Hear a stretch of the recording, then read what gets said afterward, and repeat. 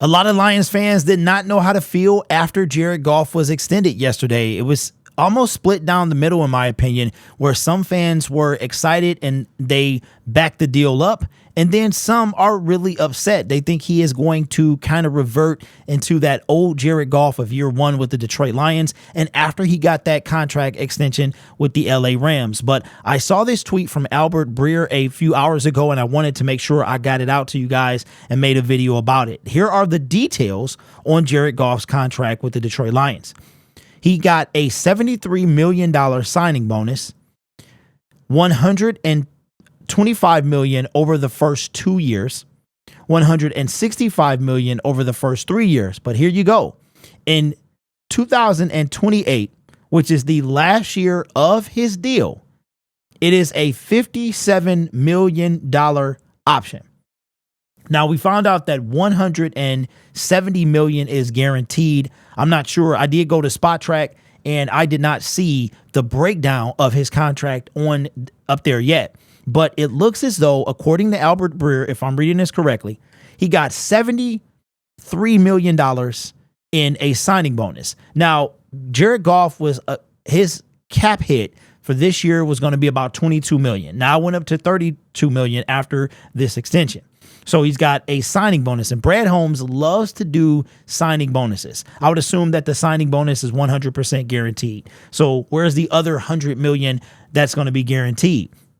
Well, obviously, it's going to come in the first 2 years or the first 3 years, because according to Albert Breer, it says that the $57 million in 2028 is an option. So does that mean that is when the Detroit Lions' potential out is? That they could decide to move on from Jared Goff heading into year 4 of the extension, but year 5, you know what I'm saying? So the extension is 4 years, added with the 1 year he already had. So that's 4 years away. So if Jared Goff fails to live up to the contract hype, or he starts to fall off a cliff, if I'm understanding the $57 million, which is an option, that has to be an option for the Detroit Lions, that the Detroit Lions could possibly move on from Jared Goff with that $57 million not being, they're not obligated to pay him unless they pick it up that year. That is how I'm understanding that contract. But let me know your thoughts. Now, again, we're going to see more of this, more of the contract details, how much. It's not up on Spot Track. I'm going to check over the cap real quick. I should have thought about that while I was before I did the video, and see if over the cap has an updated list of salary for Jared Goff.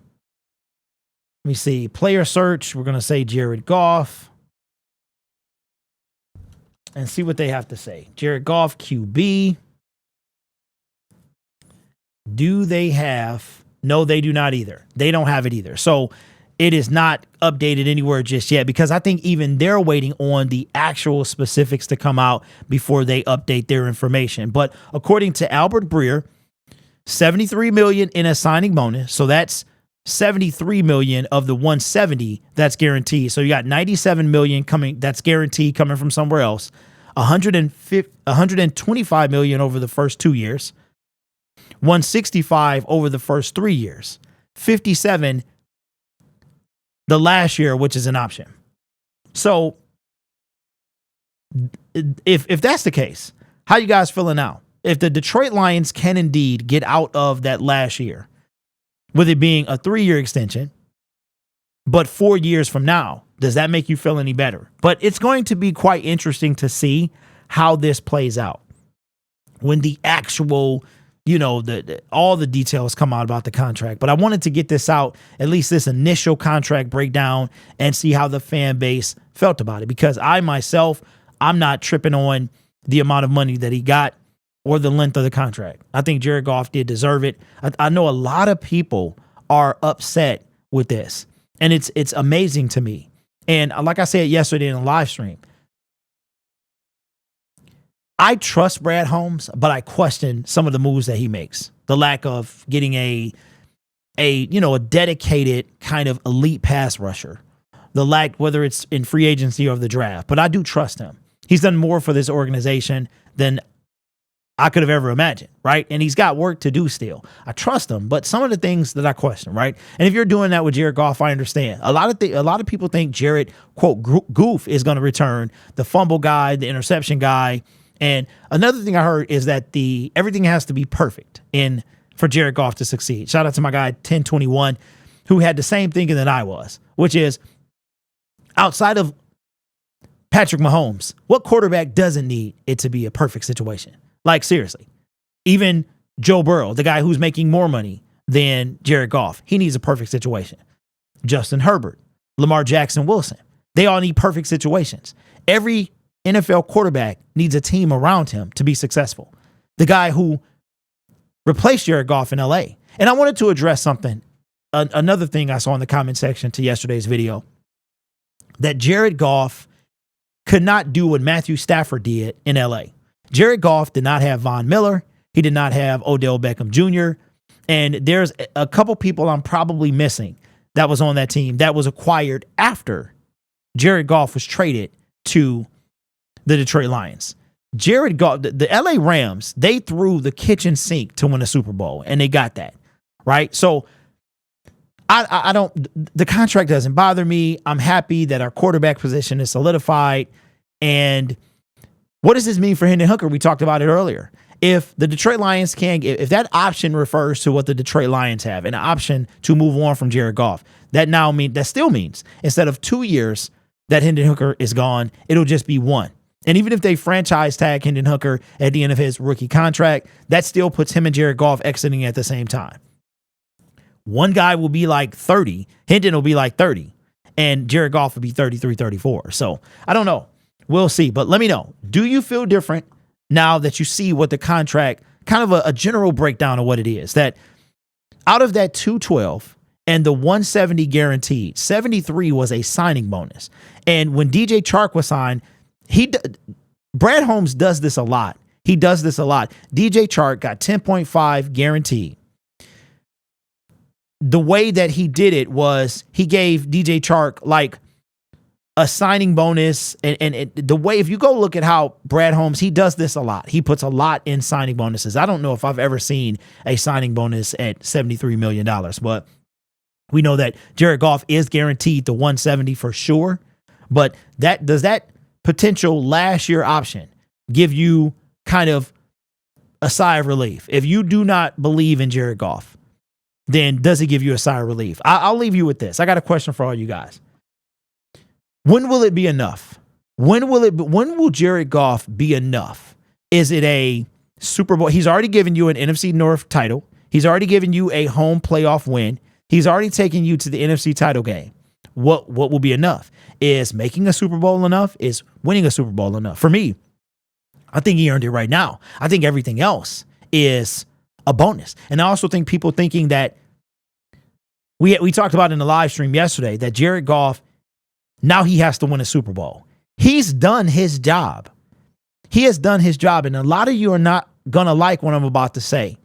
But from the moment Jared Goff has arrived in Detroit, we have been laser focused on him. Now, just to be clear, this is not an attack on Brad Holmes. And you guys know I'm Dr. Jekyll, Mr. Hyde, right? You'll see Mr. Hyde, he going to come out eventually, whether it's during the season, the offseason, or the NFL draft. He will show up again. That's who I am.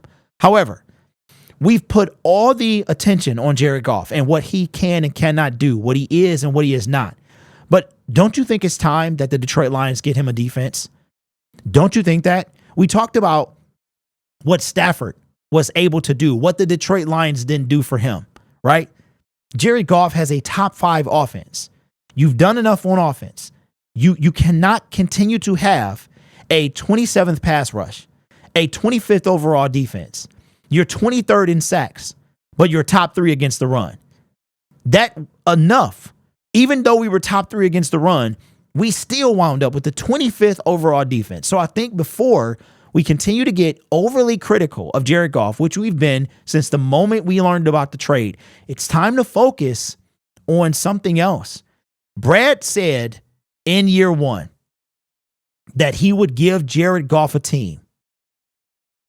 And he's done that on the offensive side of the ball. He went heavy on the defense in the secondary this offseason. But it's time for that defense. It doesn't have to catch up to the offense, but it has to compete with the offense, right? So I think it's time to not necessarily shift the blame on Brad Holmes and Aaron Glenn, but Goff has done his job. He's done his job. It's time for everyone else. It's time for the defense to do his. It's time for Ben Johnson to not be stagnant.